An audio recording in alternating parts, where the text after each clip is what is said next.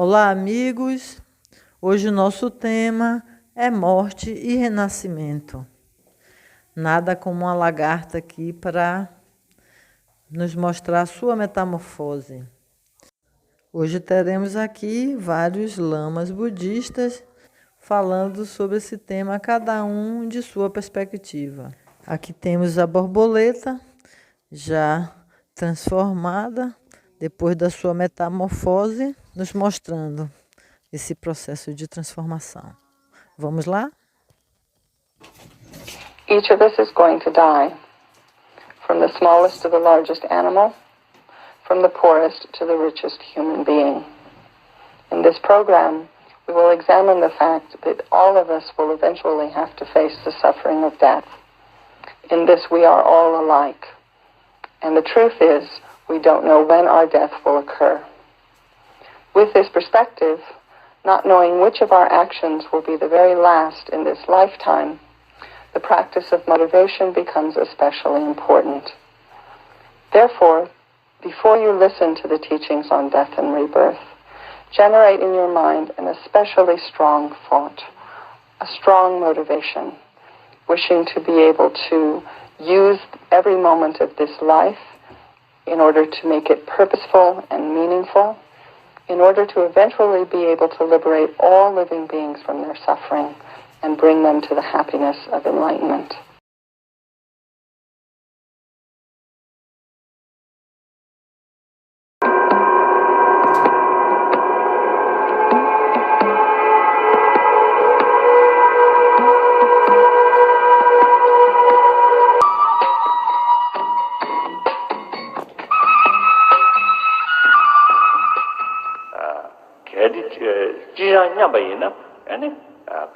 It is necessary for the spiritual practitioner to reflect upon impermanence, and particularly death, the possibility of the inevitability of death and so on. Now, impermanence in terms of the continuum, which is the reflection on death. So when we talk about impermanence in the context here, the primary contemplations are reflection upon three important facts, which are that death is inevitable. So far as the actual eventuality of death is concerned, it is unpredictable. It can strike any moment. And the third is that at the time of death, only Dharma, one's spiritual practice, will be of benefit. To take an example immediately of our own case, for example, this night, most of us feel that we'll be alive. However, if you examine this carefully, we may think that yes, I'm healthy. There is no medical or physical conditions that threaten my life, and even if there are external kind of natural conditions such as earthquake, if earthquake were to strike California tonight, I may be able to escape and avoid the danger. So one can conclude quite justifiably that 99% that we will be, alive.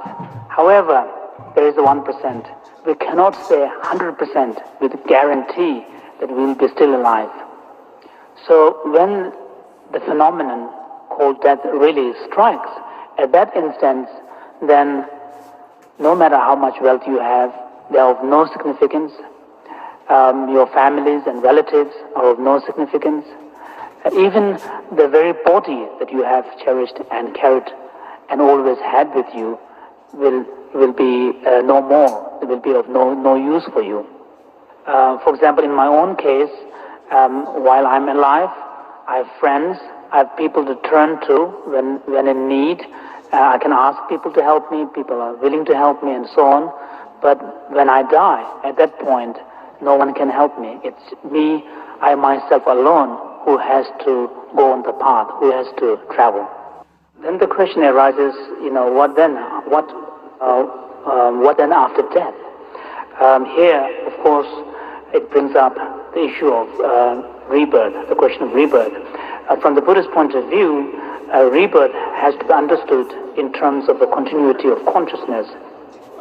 So one of the sort of the foundational premises of the Buddhist understanding of the possibility of rebirth is understanding the continuity of consciousness even after death. Buddhists do not posit beginning to the continuum of consciousness, and Buddhist explains the nature and existence of consciousness purely in terms of causes and conditions, the principle of causes and conditions. So, as the text points out, the question of where you will depart after the death is influenced and determined by your own karmic collections, not only of this life but also your past karmic actions. And on this point, as Vasubandhu has written, that because all of us will have enormous collections of karma accumulated over many past lives, so all of us will have karmic potentials to take rebirth both in the lower realms of existence and more fortunate realms of existence.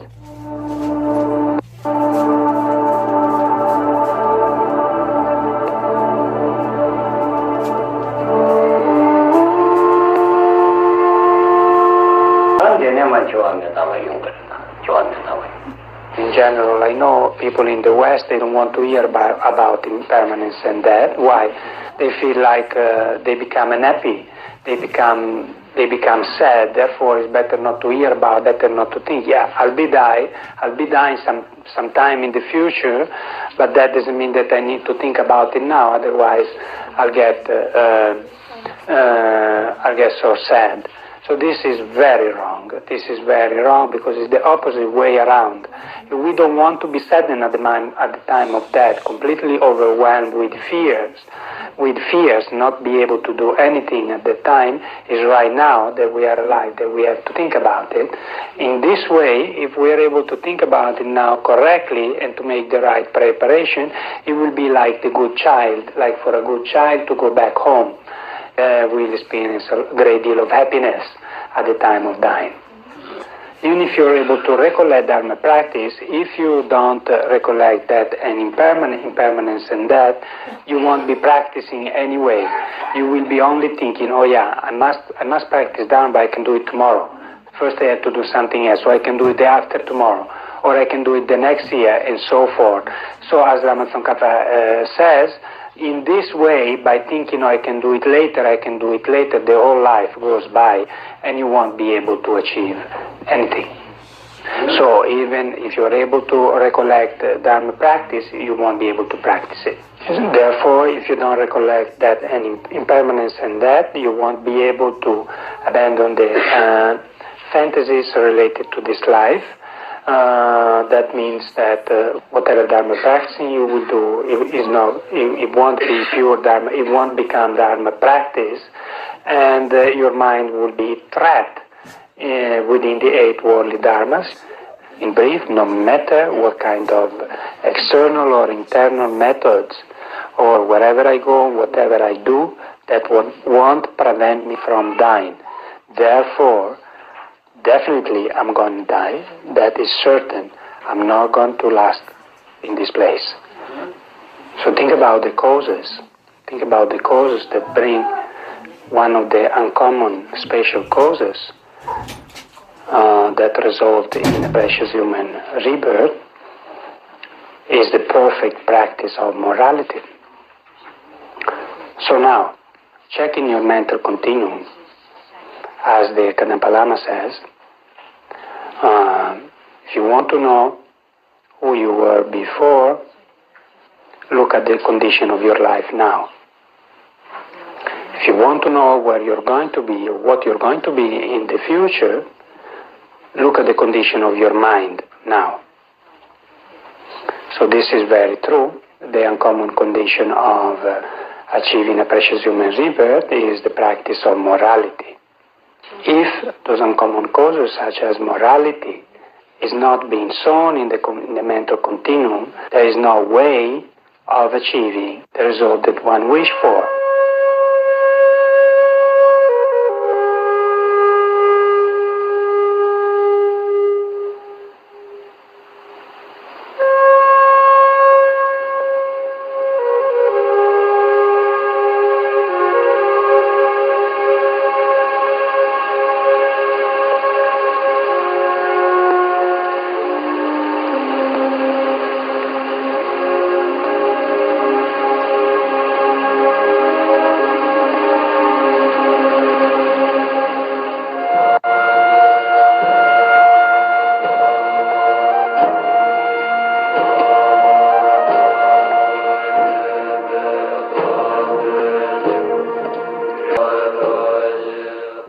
So this awareness that my life, my surrounding, my experience of this world can cease, stop at any moment.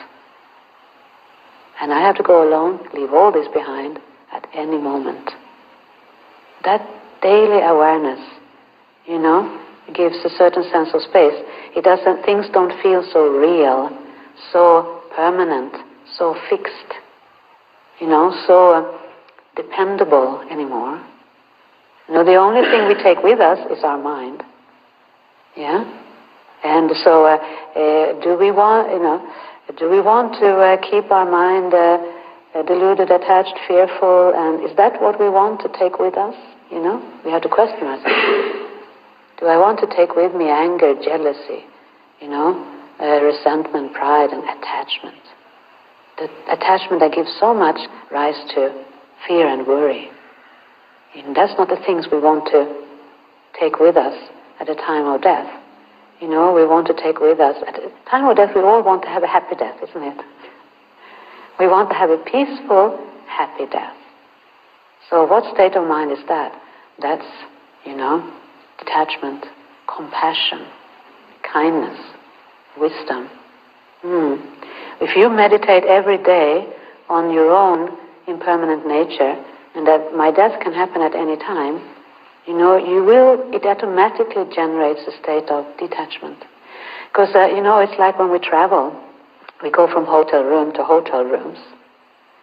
When you travel, you are living in the nature of impermanence, You don't become attached to your hotel rooms, you don't regard them as mine, you don't try to fix them up, or, you just go, stay as long, and then you are okay with leaving. You don't even think about it, you just leave behind and go to the next.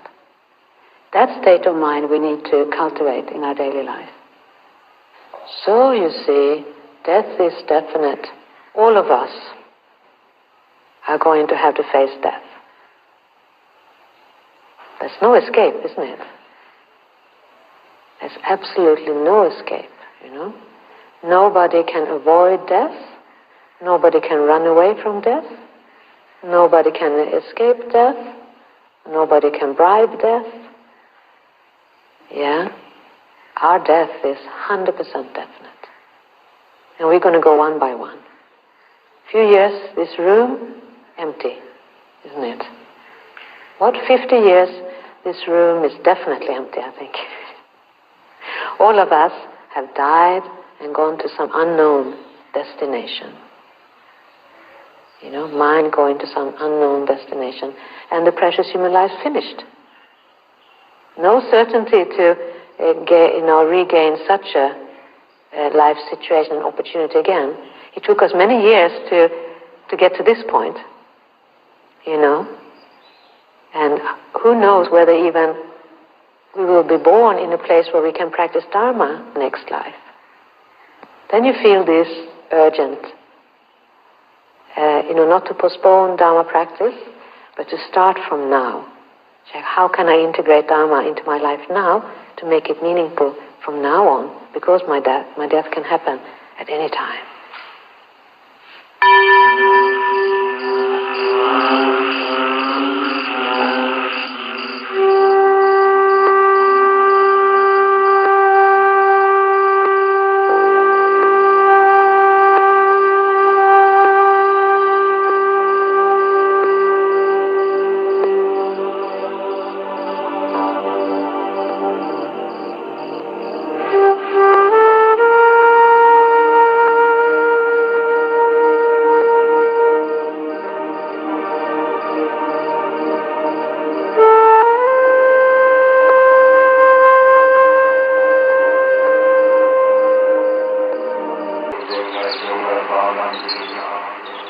I think a main motivation for this came from my work as an ambulance car driver, where I saw many people dying, and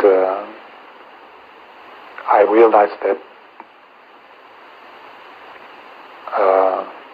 people can't die. I mean, they are just. I saw immense suffering and immense. I didn't see any peaceful death. I read about peaceful death in books, but this is not how people actually die. They die screaming and full of fears, and it's just horrible, and it's nightmares. And so I remember especially, I went once to a case where a young guy who was the same age as me was stepped down with a knife. And so he was lying there in his blood and screaming, and he was dying. And before I was working on a farm, so I thought I went to the slaughterhouse and I saw pigs dying, and I thought, he's dying like these pigs. There's no difference. But something in me knew it's not necessary to die like this. Se inscreva no canal e ative as notificações. Deixe o seu like.